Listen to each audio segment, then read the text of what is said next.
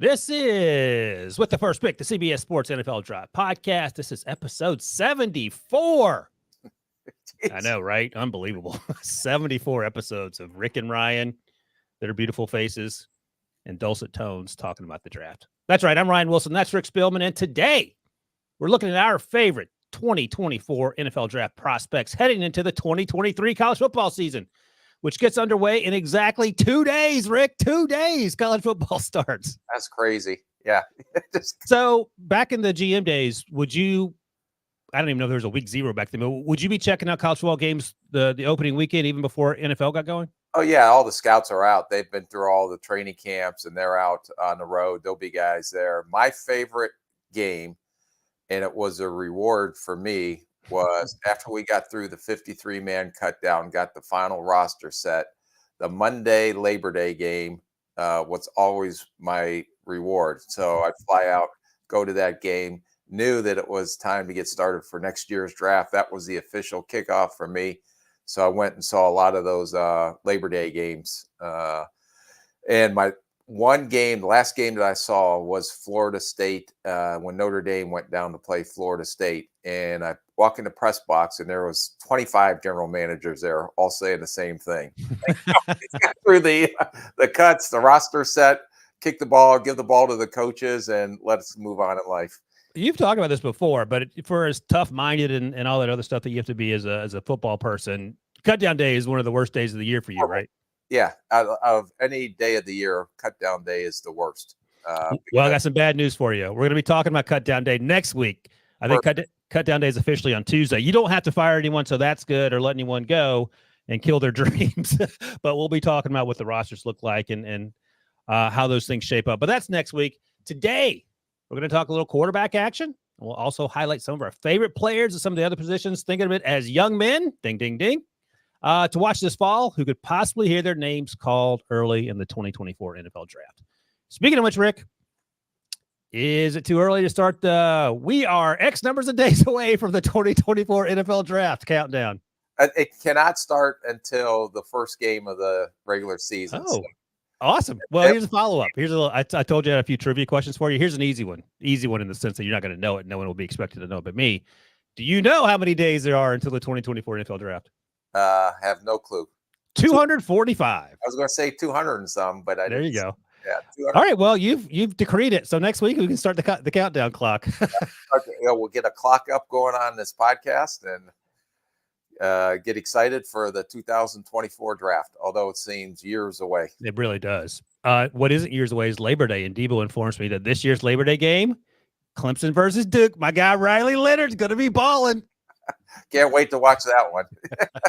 All right. If you missed it on Monday, Rick and I talked about some of our favorite performances from rookies and young players from week 2 of the NFL preseason. And on Wednesday, Rick, while you were out playing golf, I talked to our guy, Eric Galco at the Shrine Bowl. He's the director of football operations and player personnel. And we talked about 2023 Shrine Bowl alums, Zay Flowers, DTR, Dorian Thompson-Robinson, of course, and Aiden O'Connell. And we looked ahead to the 2024 class, which includes a young man, ding, ding, ding, named Joe Milton. Why can't we put fine? Because you always said this is a fine young man. We need to get back to. Oh, fine. Yeah, they're both fine young men. You're exactly right. Joe Milton is a fine young man. But here's something, and this may not be a surprise to you, but after watching Joe Milton, did you go back and get a chance to watch Joe yet? No, I haven't. Okay, we'll talk about him in a second, but I'll tease this. Eric had some very interesting things to say about where he thinks Joe Milton might end up getting drafted, and it's much higher than probably I thought for sure, maybe some other folks too, but hang around and we'll talk about that in a second. Anyway, you can find those podcasts in the old podcast feed. Next week, we'll look back at week 3 of the NFL preseason and react to week 0, as they call it in college football. We just talked about that. And 2 of the games to keep an eye on, Navy versus Notre Dame in Dublin, Ireland, and San Jose State and USC. Yeah. Who was the game last year in Dublin? That was Nebraska Northwestern. There you go. Oh, you know why I know that? Because I couldn't wait to watch the tape of just to get a chance to watch some players finally. Yes. So Skoronski obviously was on the field there. Their quarterback, Casey Thompson, I watched him a little bit. He's since transferred. I think he transferred to FIU. But these are conversations we can talk about down the road. Can't believe I got that one right, I'll be honest with you. All right. And I mentioned we'll talk about NFL Cutdown Day. So, Rick, get yourself emotionally and mentally prepared for that. And finally, if you like what we do here, take a second to hit the old thumbs up on YouTube at NFL on CBS. Subscribe and leave us a 5-star review on Apple Podcasts or Spotify. It helps grow the show and spread the word. All right, Rick, let's start with some of the quarterbacks. Again, these are just our favorite players we're interested in see take the field in this upcoming season here. So we're not going to do the scouting reports. You can check that out if you're interested in that in the summer scouting series, which is all up in the podcast feed. But I'm going to mention, or I'll list the quarterbacks that you sent to Debo that you're excited to see, and I'll mention the ones that I'm excited to see. So you had Drake May out of UNC and Quinn Ewers out of Texas, and I mentioned Joe Milton out of Tennessee, and Devin Leary, NC State transfer, who got hurt and then went to Kentucky to take over for a guy, Will Levis, there. So you want to start with Drake and tell us what you're excited to see and maybe some of the things. Let me start here, actually. I made a list. So Drake's underclassman. He could come back if he chose to. And we heard Caleb Williams, I forgot his last name somehow, hint the other day that he doesn't know what he's going to do after the season. Yeah. But I went back and looked. What's yeah, I know, right? Not $1 that he knows. But I went back and looked at some of my way too early mock drafts, which I know that you love, the ones that come out the day after the previous draft. And oh boy, I don't even want to say this out loud because you're put on your seatbelt because you're gonna have fun with this. In 2021, this was the draft that I had Trevor Lawrence going in the first round, 11 and a half months later, which proved to be true. Justin Fields. Also had Jamie Newman out of Wake Forest. He transferred from Georgia. Remember that? He went undrafted. And Brock Purdy made the list. He ended up returning to school, ended up being Mr. Irrelevant. And then the next year, the 2022 way too early mock draft, I had Sam Howell as a first-round pick. He obviously went in round 5. Spencer Rattler, he returned to school. Keaton Slovis, Jesus, Lord help me. And Des Ridder, who actually returned to school as well. My point is this. You have no idea in May, much less in August and September. So what are the expectations for a Drake May, for example, or even a Quinn Ewers, that you want to see the progress that they make, that they maintain this first-round quarterback grade? Yeah, I'd love to see Drake May just take another step because I said he had traits to me like Trevor Lawrence. And I just was curious to see, without the receivers that he's had the past couple of years, that if he's going to still be able to perform at that level, if he's going to be able to carry that team to another successful season. Because measuring these college quarterbacks, as I go all the way back to Matt Ryan, I've never seen a guy take a team and elevate them to a different level, even though they don't have the talent around them. So I'm kind of anxious to see, because I couldn't name a North Carolina guy that we looked at least in the top tier of all these positions that we went through. You know, last year it was Downs and then Pete's guy Green up in right. But this year I don't know who he's throwing the ball to be honest with you, yet. So I'm anxious to see if he can take it to the next level, and can he solidify himself as the number 2 overall pick, or is Marvin Harrison going to be the number 2 overall pick, Marvin Harrison Jr.? That's the one thing that I'm looking for. I see him, but the guy that I'm most curious to watch this year is Quinn Ewers, because if you watched him in that Alabama game before the shoulder injury, you're going to say, yeah, maybe this guy is definitely a first-round pick. What he did after, when he came back from that shoulder surgery, he struggled. Now he's got some weapons around him. He has the tight end. He has Worthy, the receiver. They have a good offensive line. Now he doesn't have Bijan Robinson or Roshan Johnson in the backfield, but I'm sure they're loaded back there as well. But can he? When I watched him, I didn't think he was a first-round pick. Mm-hmm. I've seen post shoulder injury. What I'm anxious to see, especially when he goes down and they play in Alabama in September this year, how he responds to that. And then the other added element to this is they got Arch Manning. They just, whatever they paid him in NIL money, the greatest quarterback to come out in a long time, supposedly in high school. They got the number 1 quarterback recruit. So there's a little added pressure of Manning sitting on a bench right behind him. Now he beat him out through training camp, but how is Quinn Ewers going to respond to all the added pressure that's put on him this year? I was going to ask 2 questions. Do you think that Texas would have beaten Alabama had Quinn Ewers not gotten injured? I don't know. I mean, that's they were working. He was working them over. They were. it would have been a really, really good game. And I know you're I know you have some financial obligations to Alabama, but you could tell the truth. It would have been a very tight game because he was dealing. I would have put my money on Bryce Young that game. Fair enough. And the other question is, and you touched on it, I don't want to say this isn't apples to apples, but remember, what was the feeling when you were general manager about Spencer Rattler going into that year where he ended up losing his job at times to Caleb Williams, who was a freshman?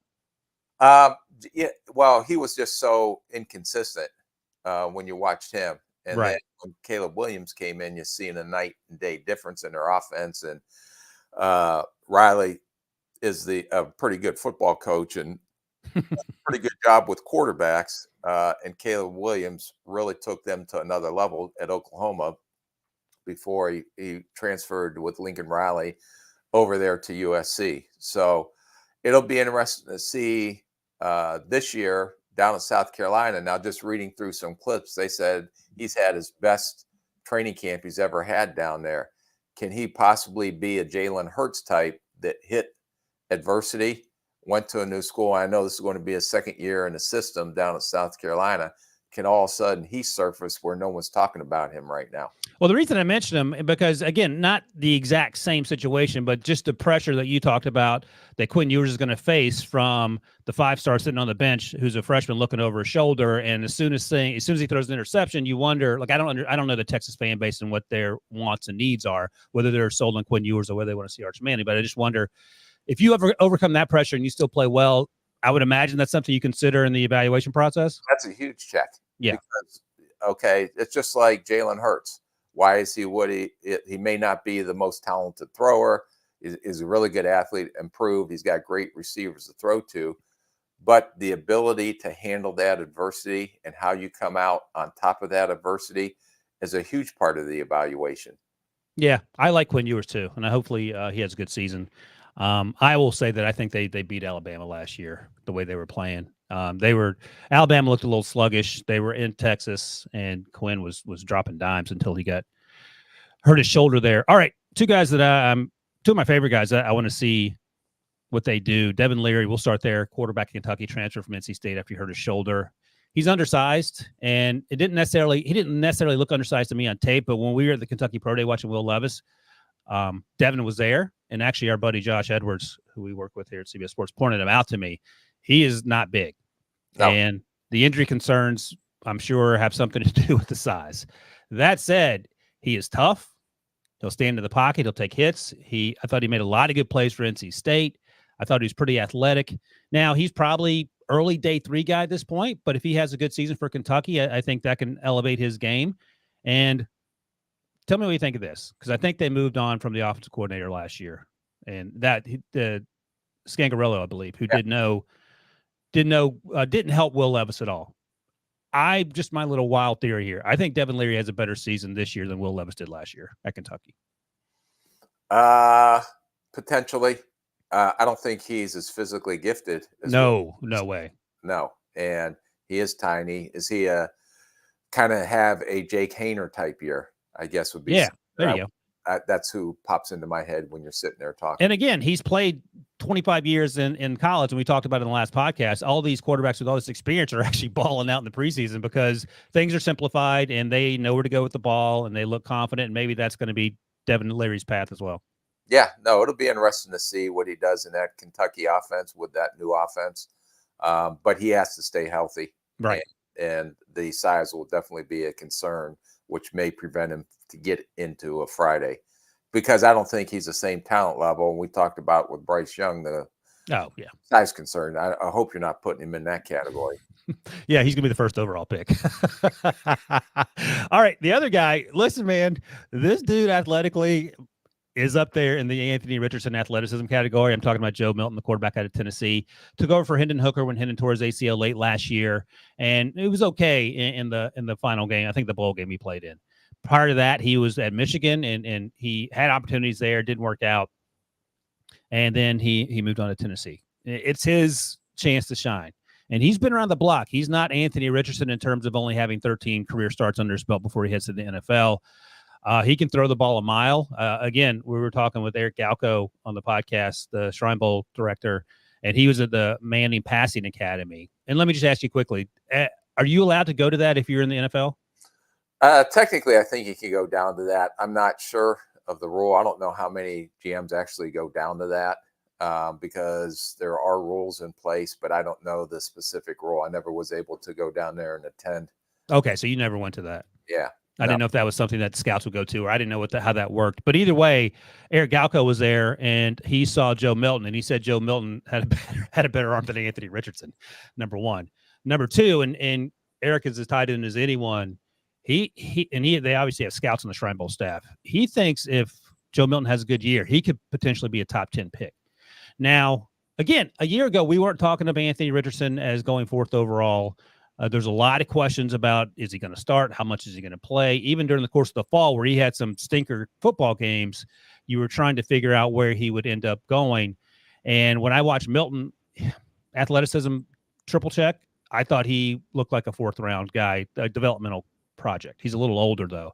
But I think the takeaway is that depending on which set of glasses you're looking at, he could be Anthony Richardson or he could be a developmental quarterback. So what do you think about old Joe Milton there?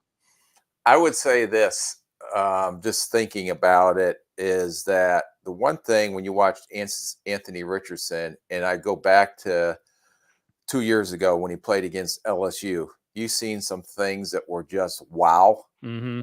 This guy does exceptional things that not a lot of quarterbacks can do, not only at the collegiate level, but in the NFL. But then you say some wow the other way, where it was like, what was he thinking? What is he looking at? Exactly. Yeah. So if you watched the LSU game 2 years ago, that was a pretty good snapshot of what Anthony Richardson was going into last year. And then you watch the Utah game and what he did in that Utah game, but then you can throw on some other games and it's like, wow, the other way. I don't know if Joe Milton had as many. I understand the arm talent and, he can throw the ball out of the stadium. Mm-hmm. Just can he hit anyone when he throws the ball out of the stadium? So the guy walking to his car not paying attention. Maybe. I just don't know if all that translates. And the same thing we talked about Anthony Richardson.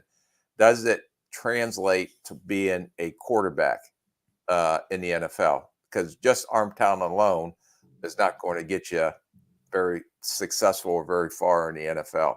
You have to have all the other checks in place. All the background stuff, the psychological testing, the processing that you're looking at. So he'll be an exciting prospect to watch because just like Quinn Ewers, he's going to have a lot riding on this season and how he performs. And they both have very talented rosters to go along to, Tennessee's going to have athletes all over the place. So is Texas. Yep. So it'll be interesting to see as the season goes along.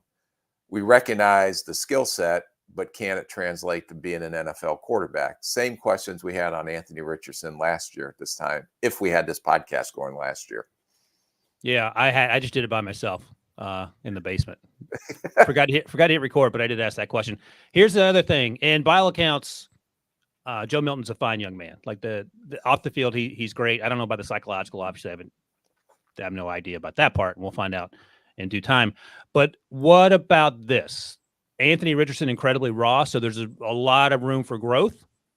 And Joe Milton has been around the block a few times, so he's not a spring chicken anymore. So how much can you learn when you're in year 4, year 5 of college, and the expectation be 2 or 3 years down the road in the NFL? Well, he has more experience than Anthony Richardson. So I would say this is that, okay, here's the hat. Wear the hat. Let's see what you do with the hat on. Now you're the guy. You don't have to worry about when he was up at Michigan as J.J. McCarthy or whoever's coming in. And then he was backup because he wasn't going to be ahead of Hendon Hooker last year and then got his opportunity because of the injury. But now this is your show. This is your team. Here's the ball. Let's see what you do. All right. Let's take a quick break. And by the way, as I mentioned, Rick, think about this because this is your trivia question. After the break, Rick will tell you the answer. You ready? Yep. When was the last time a wide receiver was taken first overall in the NFL draft? Think about that. Ooh. And the backup is, could it happen again this spring? All right. Quick break after this.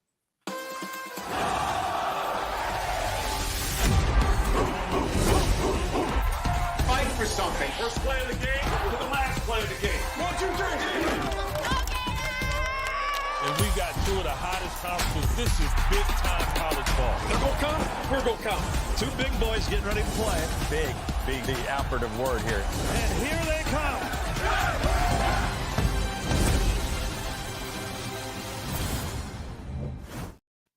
All right, Rick, you have time to check Google real quick? No, because I don't know how to use Google. What's your guess? I am going to say it was did Detroit take a receiver first overall one year when Matt Millen was there? I think Charles Rogers went. I don't think he went first overall. Okay, that was the one who I was thinking. And that was after this young man was drafted. So if I give you this school, I think you get it because you're pretty good with schools. USC. Oh, yeah. Keyshawn Johnson. 1996, first overall. Yep. All right. And when we take another break. Schools, you give me the schools, I'm pretty good. I know. Well, I'll give you the schools because I have another trivia question for you after the next break. But I mentioned Keyshawn because we're talking wide receivers right now. And I teased that one of these guys could go first overall. Of course, I'm talking about Marvin Harrison Jr. Any chance Marvin Harrison Jr. goes first overall? Never. If Caleb Williams says I'm coming back to school for whatever reason, then there could be a potential for a receiver to go number one. Oh my gosh! The only reason I'm saying that is because on how important the receiver position has become in the NFL, and like we talked about in some previous podcasts, I would never guess that a premier running back would make less than a receiver. Yeah. And now today it's shifted where receivers are going to make, Justin Jefferson, the Tyreek Hills, they're going to be $30 million range. But if you would have said that 10 years ago, I would have said you're crazy. That's not. What would you have said if I told you Cole Kmet's going to make more than running backs are going to make? I mean, I think his was 4 years, $50 million. And look, running backs will make more than that, the top tier running backs, but it's not many of them going to make more than that. No. And it's just because of the shift in the NFL and the way I looked at Googling. Was reading through some stuff this morning. Did you know, I believe the last 10 Super Bowl winners have never paid a running back. Yeah. And look, man, and you obviously, you guys drafted Adrian Peterson. I feel bad for these running backs because they are important to making the offense run. But the trade-off is, and this is just a whole cold hard reality of it. You can have one Jonathan Taylor, or you can pay three backs that do 75% of the work of Jonathan Taylor and still have money left over to do other things. And that's the thing. The difference I would argue with, and it doesn't seem to be the trend, is that you may pay a running back more, like San Francisco, if you're not paying your quarterback $200+ million. That's right. If you have a quarterback where you're paying top tier quarterback money, that makes it very difficult. You have to make a decision, and we're going to have to go with a running back and do it on a more economic scale because we just got everything into this quarterback. Where if it's a young quarterback and you're not paying him yet, then maybe you do go ahead and pay a running back, not saying $20 million a year, but up in that $12-13 million range a year. That's a great point. And also makes it even more curious that the Colts have their quarterback on a rookie deal, year one of the rookie deal. Right. And they're still mussing around about Jonathan Taylor's future. We could go into a whole nother podcast. How they the Jonathan that's a good point. Thing. So, and also, I'm pretty sure Seattle played Marshawn when Russ was on his rookie deal. And when they had that core together, the Legion of Boom, they were able to pay those guys. Offensively, they worked around Russ on that rookie. He was a third-round contract, too, so even cheaper than it would have been had he been a first-round pick. No fifth-year option, of course. But that's a good point. And I feel bad for these running backs, man, because those guys they get beat up probably more than anyone else on the field, I would imagine.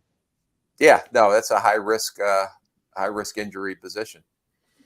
But meanwhile, Marvin Harrison Jr., wherever he gets drafted, first, second, third, he's going to get paid, and he's going to be a game-changer immediately. I don't know if you want me to say this, but when we were at the Ohio State Pro Day, it was hard not to keep your eyes peeled on Marvin Harrison Jr., watching him run routes for CJ. My skilled eye, I was focused on this year's draft. My unskilled eye, I was like, good Lord, this man he's a dude out here. And, a lot of those guys got drafted. Yeah, he is a real dude. So not to go into hyperbole, but just seeing him play on Saturdays, and we haven't seen him play in person. Do you remember anyone with that? I mean, Calvin Johnson comes to mind, but anyone like that stuck out to you that was just so dominant? And Calvin Johnson went to Georgia Tech, so it's a little different. Right. No, I mean, Chase was not bad now when you watch He took the year off, but right. Yeah. Yeah. So there's been some pretty good receivers up there. I'm not saying that this is the greatest receiver that has ever came out of college football, but he is going to be up there as one of the highest drafted receivers in a while. All right, let's do a dollar bet. Okay. You can take the over or the under. Is that for Devonta Smith? Who's that for, Debo? Rick, watch. Debo doesn't believe you. Oh, I think Debo thinks that Marvin Harrison Jr. is going to be an absolute game changer. He's going to be Randy Moss 2.0. Is that what I'm getting, Debo? No, I'm just saying that's Rick trying not to watch Marvin Harrison, unable to take his eyes away. That is 100% true. When he's doing his little power stance there in the back of the end zone. All right, fair enough. I thought Debo was making his Devontae Smith stand as an Eagles homer. All right, here's the over/under, and you can go on either side of this. I'm going to say whether it's at the combine or his pro day, he has to run it or the bet's off. Marvin Harrison's going to run a 4.48. I'm going to say he'll be 4.45 or lower. Oh, because even if he ran a 4.54, I'm still taking him second overall. I do not care. Okay, that's great. If he runs a 4.54, are you at all concerned or no? A little bit, but yeah, No he's way. still a good player. No way. You got to take your own advice, just like with Brian Branch. Did he play fast? Did he look good on tape? Should he have been a first-round pick? Yes, and yes. I don't care. He can run in moon boots and run a 8-second 40. All right, so mark that down, Debo. Rick says under 4.48. I hope he does. All right, let's talk about his teammate. Again, I mean, this is wide receiver you, Emeka Egbuka, and you comped him to Jamar? Yeah, well, I put the combination of Jamar and Justin Jefferson on the same team. I Sweet think mercy. these two are very similar talent-wise as far as the combination of the best receivers. And I believe, and I said this before, that the combination Marvin Harrison Jr. and Egbuka is better than Olave and Wilson. Yeah. Now, the question is, who's the quarterback? Right. That's I agree with that. I think you're right about the and those two wide receivers are amazing. Olave and Garrett Wilson. Those guys are game changers for their teams, but I think these guys have a chance to be even more special. Yep. But you got to get someone throwing the football. Yeah, that's the question. I mean, even with Jefferson and Chase, they had Joe Burrow, Olave, and that was it Justin Fields and CJ Stroud. Yep. So last year for these two was CJ Stroud. So whoever the quarterback is at Ohio State will determine that. But I think these are two of the best combination or the two of the top receiver tandems that have come out in the draft in a long, long time, because I think Egbuka could be a top 10 pick. When I was thinking about writing up that tease, I was going to say, is there an opportunity for the two of the Ohio State wide receivers to go in the top 5? That's a little rich, but Top 10 for sure would be a realistic goal. Yeah, because I think athletically, clearly Marvin Harrison Jr., but Egbuka is more of an overall athlete than Jackson Smith-Njigba. I think Jackson Smith-Njigba does some things really well, but necessarily deep speed isn't one of those things. Although he had a deep catch the other day. I think he hurt himself. He's not going to be. He might be wrist. That's what it was. Okay, so he hopefully is ready for week 1. All right, some of the guys that I'm interested in and that I some of my favorite players. Xavier Worthy, you mentioned him earlier, the wide receiver for Texas. He's a little slender on paper, but I think he doesn't look necessarily that thin on tape. Cade Stover, the tight end, another Ohio State target that's going to have an opportunity to shine. He played defense early in his career, and he's still early on in his development. And then Amarius Mims, the enormous Georgia tackle, who is relatively early in his development. But when I watched him, I was like, oh, boy, this dude is for real. And I'll just throw in your guys here as well. Travion Henderson, another Ohio State player at running back. I mean, if that offensive line – see him because his freshman year, he ran for 1,200 yards and 15 touchdowns. Last year, he was hurt. Didn't look the same as his freshman year. So I think he's going to have a big year, even though you got the 2 receivers, even though you got the tight end, that the running back is going to help whoever the quarterback is. and giving this kid the ball when he does get an opportunity and he is healthy, he's pretty special with the ball in his hand. And we said during our summer scouting series on running backs, there are no first rounders as we sit here, the running back position. No. Let me take you back. Clyde Edwards-Helaire in the fall, I would imagine no one thought he was a first round pick, or in the summer. In the fall, he got fired up in that final year at LSU. Yeah, no, but I think people always, you're a revisionist, if that's a word. It is. To go back and look historically on guys. And if you're comparing these guys, and then you say, well, this guy definitely reminds me of player A. Mm-hmm. What happened to player A? And that's where you do and learn the scouting is you always go back, and we're trying to make these comparisons now to guys that we envision them when we watch them, except you use your pewter to come up with whatever formula you use. It doesn't work very well. I just go through the Rolodex and, oh yeah, this guy just popped into my head. But yeah, it's you always go back. Well, if this guy is that player, what happened to that player? And then you get all the rest of the answers to the test as you go through the pre-draft process. So I'm glad you brought that up, because I spent way too much time looking at all the first round picks by position from 2010 until the 2023 draft. And I'll some more pop quizzes for you. And you won't know the answers off the top of your head, but just for fun's sake, which position on the offense produces the most first round picks from 2010 to 2023? I'm going to say offensive tackle. You're close. So on average, 3.8 offensive tackles go in the first round, going back to 2010. Do you know which one was first? I was sort of surprised. Receiver? Yeah, 3.9 on average. Almost 4. More than the quarterbacks, which is only just a little bit over 3. Yep. So offensive tackle makes sense. Being behind wide receivers, sort of a surprise, but you talked about it earlier. They're becoming so important to what you do offensively. Right. Well, yeah, and you're talking about what? I missed it by 100th or a 10th? Yeah, a 10th. I thought you were a math guy. By the way, speaking of things that you were close but not really close on, our buddy Amanda Garrett texted me the other day because she was listening to the last podcast, and she said she got a good chuckle out of you thinking that Messi was from Portugal. So she got a good ways into the podcast, so I appreciate Amanda listening. And by the way, Rick, you were watching Linus on Paramount Plus. Thank you for watching Paramount Plus. But while you're watching that, you missed Leo Messi and Inter Miami and their comeback win over FC Cincinnati. They were down 2-0, and then Messi had an assist in the 90-something minute, sent it to extra time. They went on penalty kicks. Wow. So, right? All right. That's why Paramount Plus, you have so many different options. It just makes it hard to choose. I know, right? Yeah, that was good fun. I think it was actually on the Galazzo Network as well, so you can check that out as we continue our journey through For free. The U.S. Open Cup. All right, Patrick Paul, you also had on your list of favorite guys you wanted to watch on offense. Yeah, he's the offensive tackle out of Houston. Yeah, I just wanted to touch base on him real quick.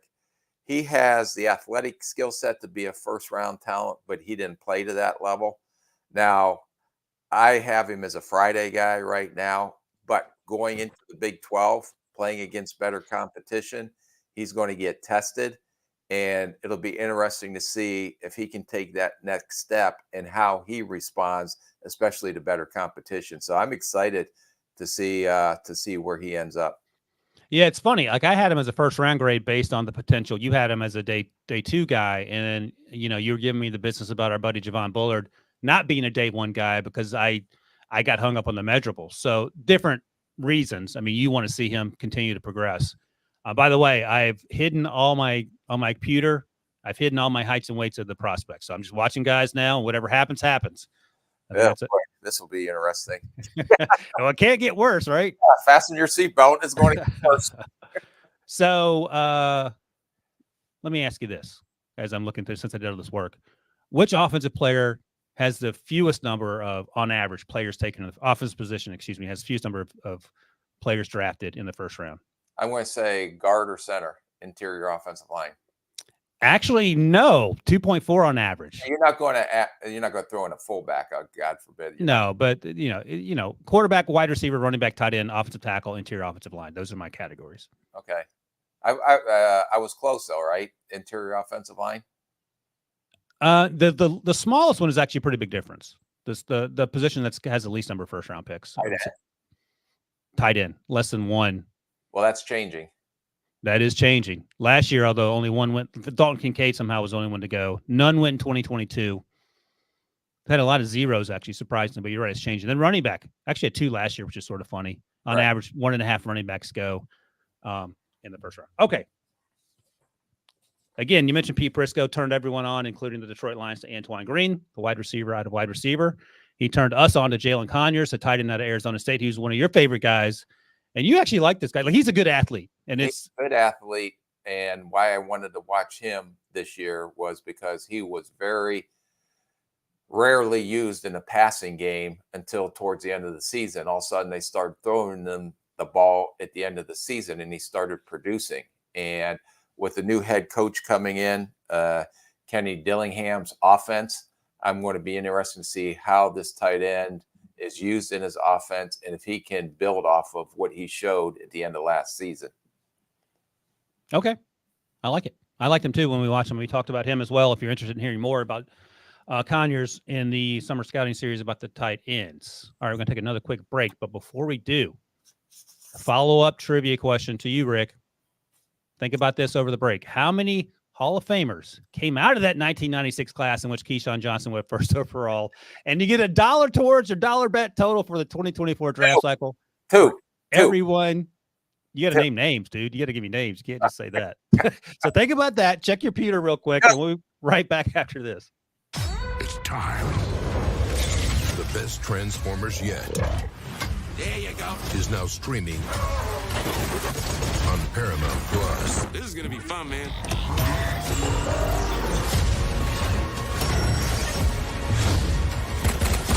Now let's talk to your manifestation.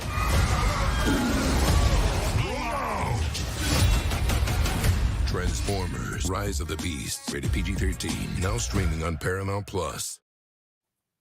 So, Rick, if you were listening to the audio version of this podcast, you missed the commercial for Transformers: Rise of the Beast on Paramount Plus. And I mentioned that because my 11-year-old is neck deep into Transformers, and he was so excited to watch that. So I watched it with him. It was actually really good. Take him to Universal Studio, and when the Transformers come out of the building, quite the experience. Oh, you went over Christmas. Did they scare you? Yeah. Oh, my God. My daughter ran.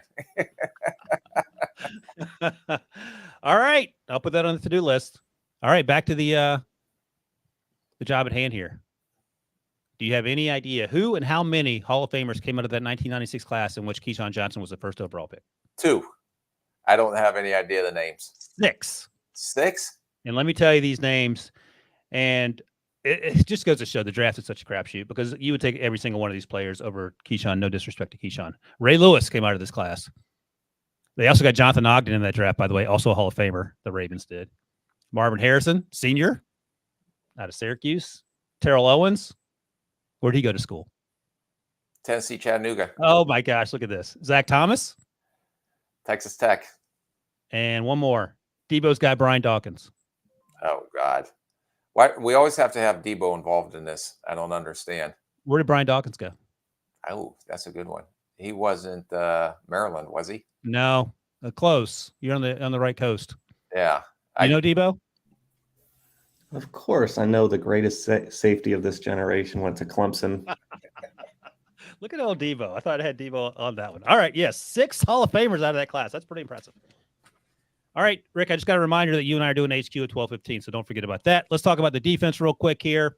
Here's some of the guys that you love, and all these guys we've talked about on the summer scouting series, so you can certainly check that out. Dallas Turner, the edge rusher out of Alabama, number 15, taking over in a sense for Will Anderson. He played opposite of him last year. Mason Smith, the defensive tackle at LSU, didn't play last year because of an ACL injury he suffered in week 1. I just saw that he got suspended for the week 1 FSU game because of some autographs he signed pre-COVID before NIL deal. That seems silly to me, but that's not the podcast we're on for talking about that, unfortunately, for Mason Smith. Great news for Danny Cannell and BMAC, FSU alums. Denzel Burke, the cornerback at Ohio State. You're higher on him than I am. And then Javon Bullard, the nickel out of Georgia, who you really like. I like, but you like a lot. Yeah. No, Dallas Turner, I'm just anxious to see without Will Anderson opposite of him as a pass rusher to see if he can still produce the same as he did in the past. Although being down at Alabama, they've got an army of guys right behind them, so they'll have a pretty good team. But just can Dallas do the same things that he was able to do without Will Anderson opposite of him? Mason Smith to me was a first-round talent back in 21 all the way. ACL, how's he come off that ACL injury? Burke, just like the running back Henderson at Ohio State, had a really good 2021. 2022, I was very disappointed. I was like, why am I even watching this guy? Some of the tape. You mentioned that too, because that's how I felt when I watched him. But if you go back and I said, like, I watched one game in 2021, two different players. So I want to see if he can get back to what he was like in 2021. And then Javon Bullard is in that just good football player category. Undersized, but Rick doesn't look at heights or weights unless. I just look at guys that like to play ball. It's not that hard. Let me ask you about the Mason Smith thing. Is this first? I can't believe I'm asking this. Is this first name pronounced Mason, or you just said that? It's my French accent. Oh, okay. Fair enough. Why are you asking him? I know. He said, I know. That's on me. Mason Smith. Oh, that's on all me. my languages, they're all Spielmanese, but no one else understands. I know. Devo, dock me $1. Put $1 in the Rick bet bin for me even asking him if that's how you pronounce something. But let me ask you this. The fact that you got suspended for this game, which seems stupid to me, but whatever, how frustrating is that if you're a GM planning to go to LSU? Are you going anyway to watch the other guys? I'll go anyway to watch him. Okay. And he'll play in all the other games, and there'll be a lot of good competition in the SEC. So you'll have plenty of opportunity to evaluate him. I don't even know who did they open up with. Florida State. That's why I said this is great news for Danny and BMAC, because they don't have to face Mason or Mason. Mason. Wait, can we get him on the stage at the Combine next year, and I can ask him if his name is Mason? Yes, that make a note, Debo. That's going to be the biggest priority of the offseason planning. Make sure we get Rick on the stage with Mason. We got the LSU Pro Day and talk to him there.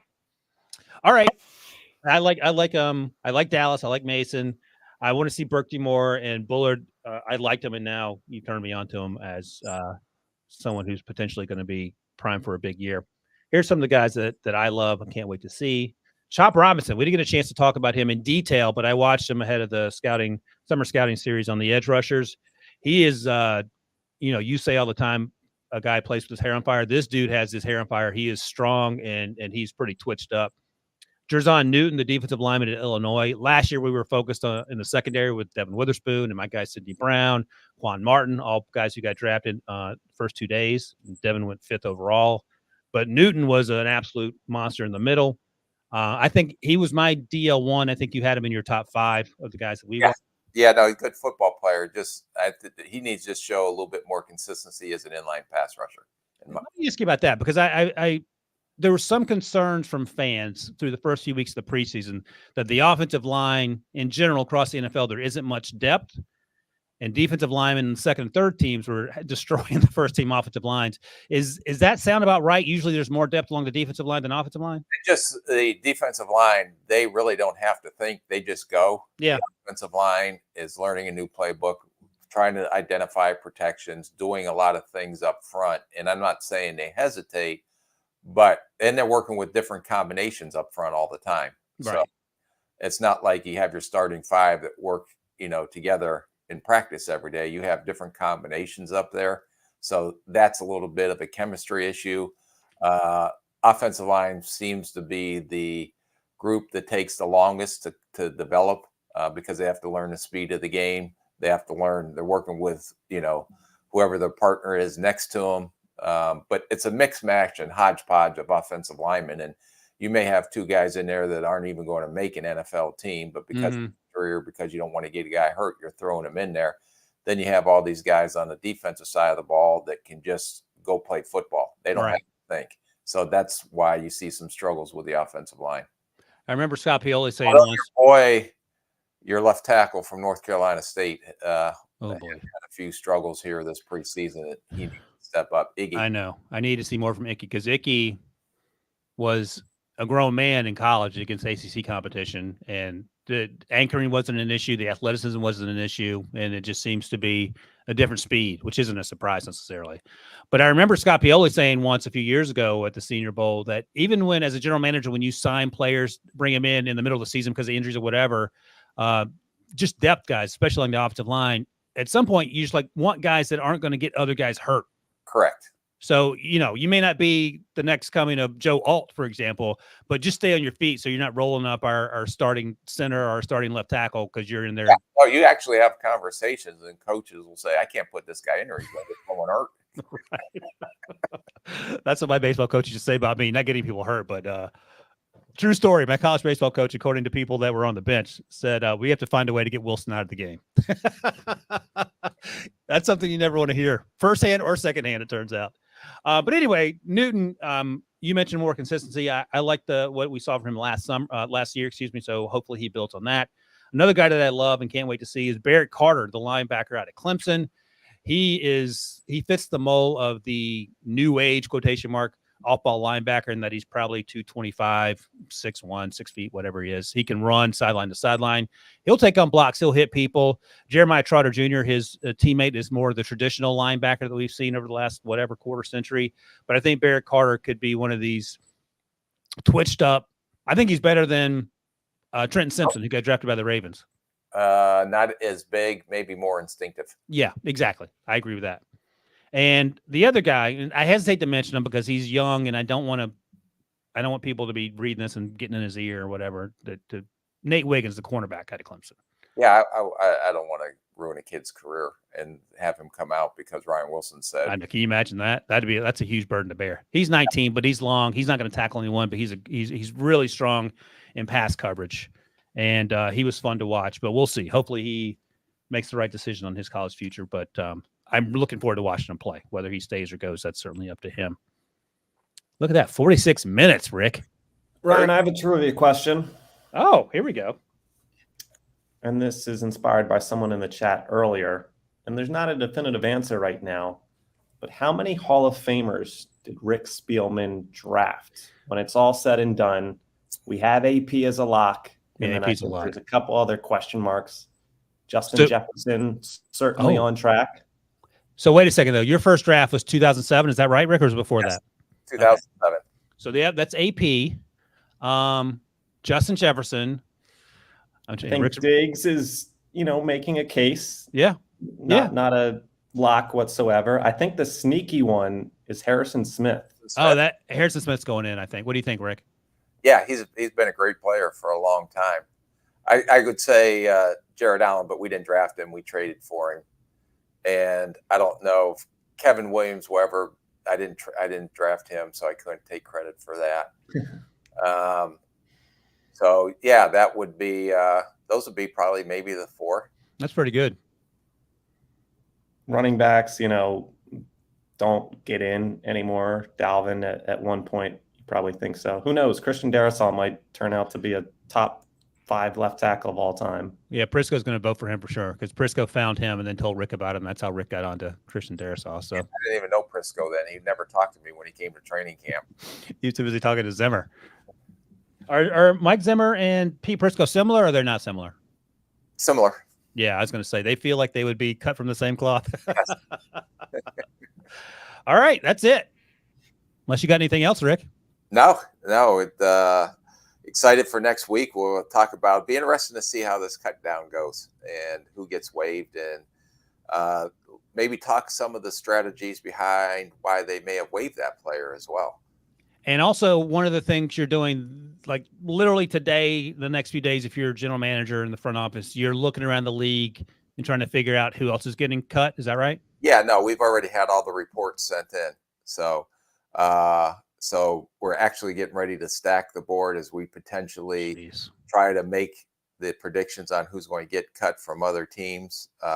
Then you'll go back after this weekend to maybe look at some of those guys. But instead of doing the whole league right now you're at the point of training camp where you have to fill this need or that need, or hey, we want to upgrade this position or that position. So you'll talk about all the guys, but you really may start honing in on a position of need that you want to try to fill at the 53-man cut down.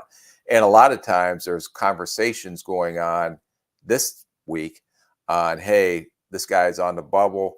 Are you willing to maybe trade for him? You know, I was going to ask you. So Yeah. let's say you don't get the guy you want, and then is there a plan B trade?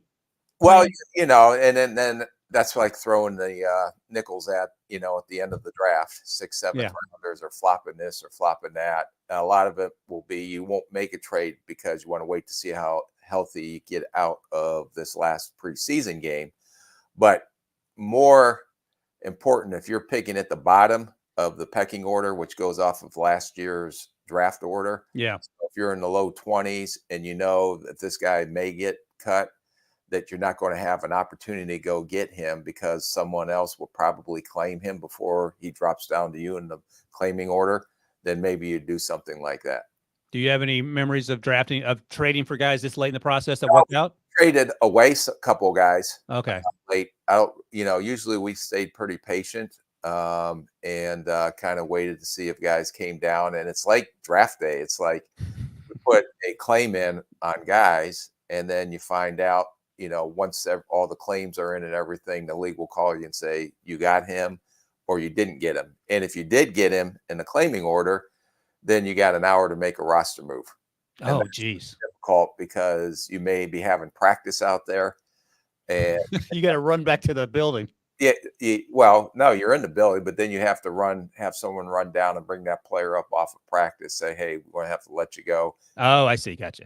So that's why it's so miserable this time of year. And I don't envy the general managers and everybody that have to make those decisions because it's hard. By the way, a little tease for next week, and we talked about it in the last podcast when I asked you specifically about sort of reevaluating Trey Lance if you're one of the other teams that liked him coming out.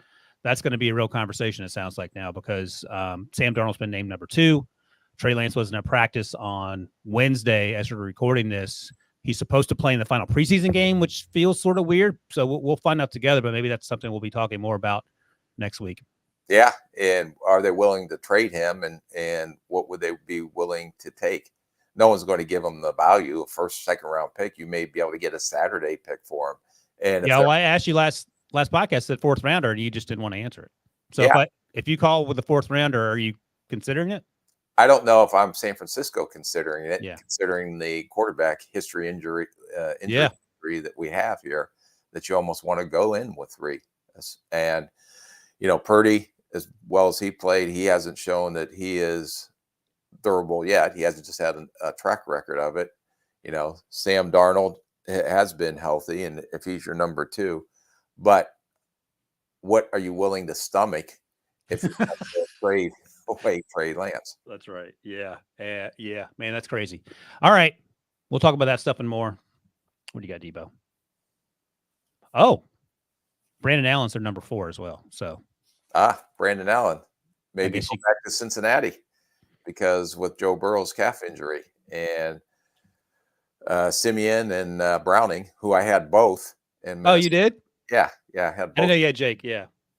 Yeah. We paid Jake after the draft as a college free agent. Actually, I had an opportunity to win our number 2 job and did not end up playing very well. Had a really good camp, but didn't play very well when he had his opportunity in preseason. And we tried to get him back on practice squad.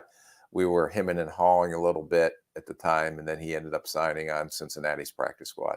Huh. Got some breaking news via Debo, and I just want to tell you before Prisco texts you and gloats, Kellen Mond's been cut by the Browns. Oh, good. So be prepared for that text from Pete Prisco. All right.